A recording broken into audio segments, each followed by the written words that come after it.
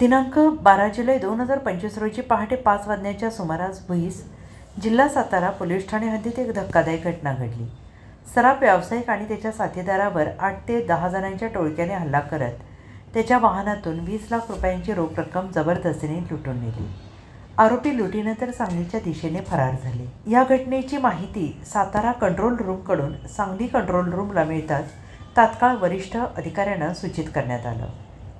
Police अधीक्षक संदीप घुगे यांच्या मार्गदर्शनाखाली स्थानिक गुन्हे अन्वेषण शाखेसह सर्व पोलीस ठाण्याला आरोपींचा शोध घेण्याचे आदेश देण्यात आले.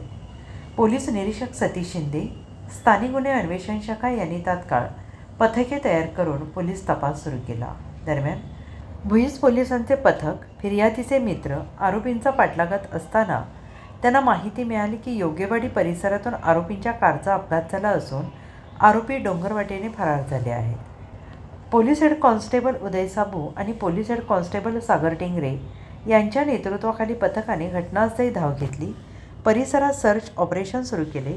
स्थानिक नागरिकांच्या मदतीने शोध मोहीम दरम्यान विनीत राधाकृष्णन वय वर्ष 30 राहणार पलकाड केरळ हा आरोपी लपलेल्या अवस्थेत सापडला. त्याच्याकडून चौकशी केली असता त्याने गुन्ह्याची कबुली दिली. इतर साथीदार डोंगरातून पळून गेल्याचं सांगितलं.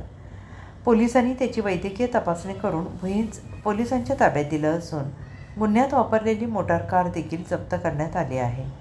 संबंधित आरोपी हा रेकॉर्डवरील गुन्हेगार असून यापूर्वी त्याच्यावर महामार्गावर दरोड्याचे गुन्हे दाखल आहेत. सांगली पोलिसांच्या जलद आणि कौशल्यपूर्ण कारवाईमुळे अवघ्या 3 तासात या गंभीर दरोड्याच्या गुन्ह्यातील एक आरोपी अटकेत घेण्यात यश आलं आहे.